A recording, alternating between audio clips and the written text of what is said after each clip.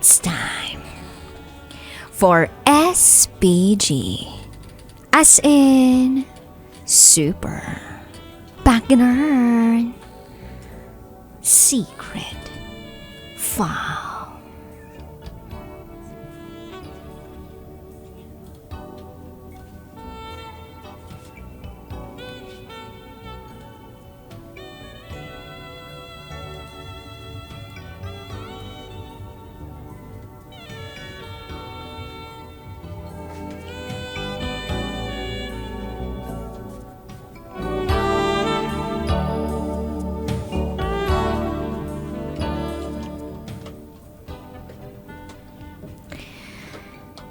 Hindi niya raw sinasadyang maputukan ako.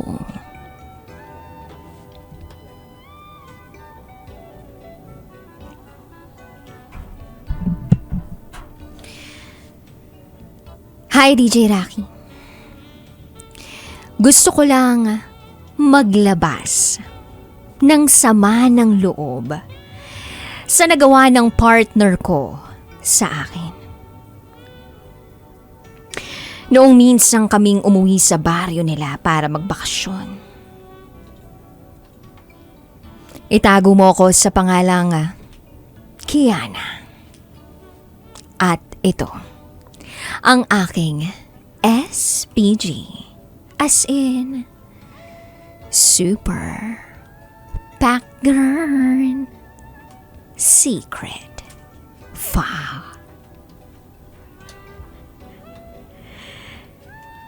Nangyari ito noong Disyembre last year.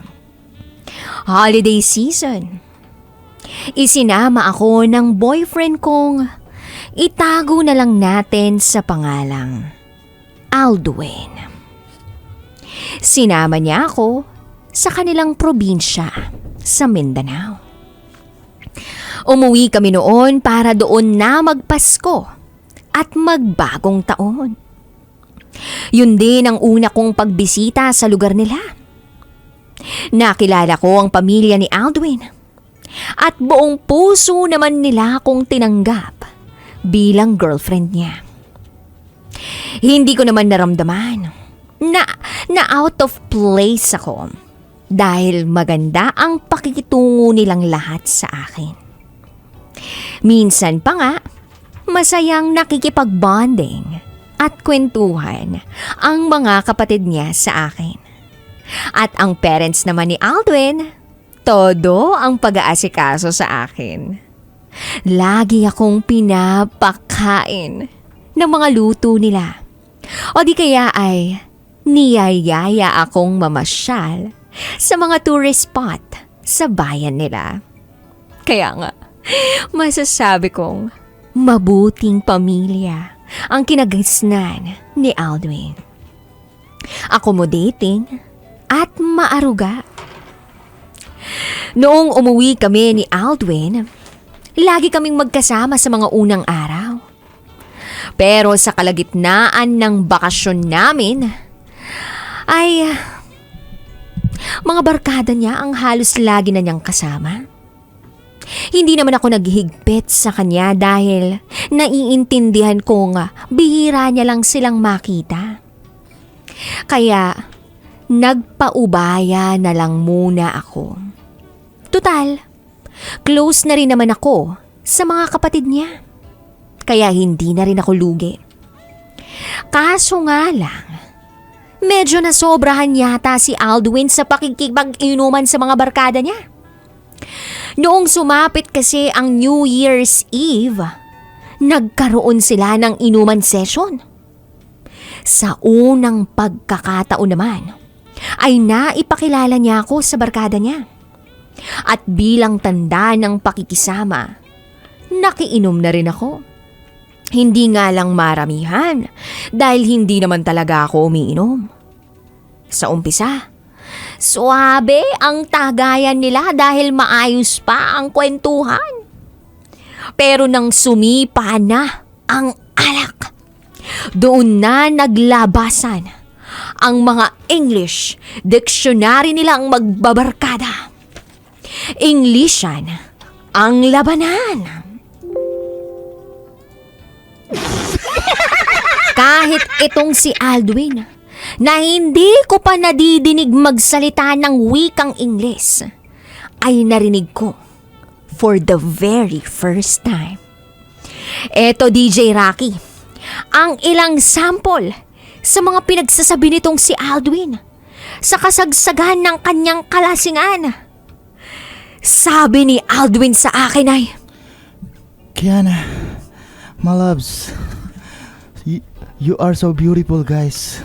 Listen to me, Kiana.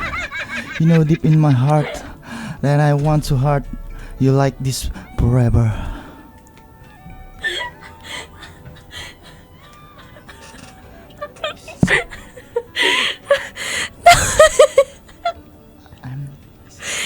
Tapos, nagmala finger heart siya sa akin. At kinilig naman yung barkada niya. Sinagot ko siya ng pabiro. Aldwin, do not hurt me. Because the pain I'm feeling won't go away. And today, I'm officially missing you. At sumagot naman si Aldwin. I am not missing. I am here about if you're not here by my side. Can't call back to tear and tear. I tried to hide. Wow ha! Lasing na pero nagawa pang gumaya sa akin. Nagbasa rin ng sarili niyang lyrics. Pero kinulig naman sila ulit lahat. Sinikyan ko ulit. Sabi ko, no need to cry, Aldwin. Cause when I see your face, there's not a thing I won't change. Cause you are amazing, just the way you are. At nagkalampagan ng buong tropa sa inuman. Pero sa puntong ito, pansin ko na malakas na ang tama ni Aldwin. Sobrang lasing na siya. Nagsasalita na siya uli. Sabi niya, My loves, I don't wanna close my eyes. I don't wanna fall asleep.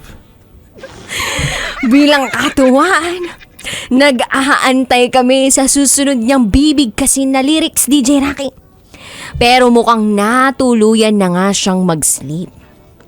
Kaya ang ginawa ko na lang ay nagpaalalay ako sa dalawa niyang katropa para ihatid kami sa bahay nila. Walking distance lang naman. Inakay si Aldwin ng mga katropa niya at nakasunod lang ako sa likod. Habang naglalakad kami pa uwi, bahagyang naalimpungatan si Aldwin pero nagsasalita pa rin ng Ingles. Sabi niya sa dalawa niyang tropa, Wait guys, I want my loves bring us to that banana tree. I want here to eat some banana. Your banana is fresh and yummy, right? hayop tong Aldwin na to. Lasing na nga. Nagyayapang kumain ng saging. Pwede naman bukas sa sana pero nagpamulit eh. Kaya inilapag na lang siya ng mga katropa niya doon sa ilalim ng puno ng saging. Dooy umupo rin ako at sinamahan ko na lang si Aldwin. Mukha naman kasing malapit na sa bahay nila kaya pumayag na ako magpaiwan doon. At ako na lang bahala ang mag-uwi kay Aldwin. Pag-upo namin sa ilalim ng puno ng saging, tinanong ako agad ni Aldwin. No, my loves. I know you love banana here. We have many color, yellow, green, and red, but you? No, my loves, my banana is color brown.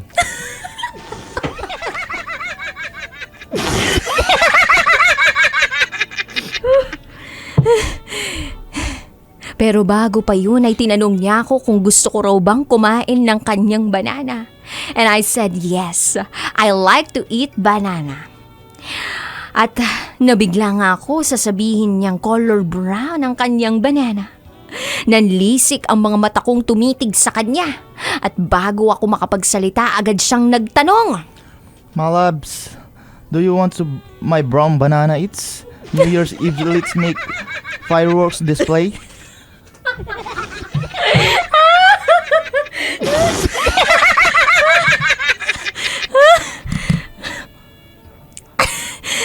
Inamin kong medyo natawa ako sa sagot niya, DJ Rocky. Nakyutan ako sa kanya nung sandaling yon at parang nakalimutan kong lasing na lasing siya. Kaya pinagbigyan ko na rin ng gusto niyang ipagmalaki ang banana niya. Kumuha siya ng trapal malapit sa puno ng saging at tinakpan niya kaming dalawa. At doon niya na ako pinakain ng brown banana niya. Habang nagaganap ang feeding program, may sinabi siya sa akin at ang sabi niya ay, My loves, my New Year's solution is to love you more and give you oral support and everything. loko-loko tong Aldwin na to? Anong oral support ang pinagsasabi nito? Hindi ba dapat moral support? O kaya financial support? Bulong ko sa sarili ko. Pero tuloy-tuloy pa rin ang feeding program hanggang sa naghubad na siya ng kanyang kadamitan. At ako naman ay pinaghubad na rin niya. Wala namang nakakakita dahil nasa ilalim kami ng trapal. At eto na nga, DJ Rocky.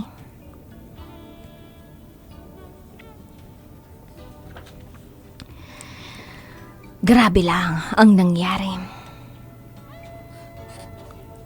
Pakiramdam ko ay sa kabila ng lahat. Mahal ko pa rin siya. Sumasagi sa utak ko na matalino rin talaga ang lalaking napili ko. At dahil nakapagsalita siya nung New Year's Eve ng Ingles, ay madalas ko na rin siyang kausapin ng English kahit hindi siya lasing. Naaaliw kasi ako sa mga pinagsasabi niya. Minsan nakakatawa, minsan naman nakakainis, pero napapatawa pa rin niya ako. Yung tipong nananadya siyang mag-English para magpa-cute. Pero ang totoo, DJ Rocky, kahit sa mga ganitong gesture lang, masaya na ako.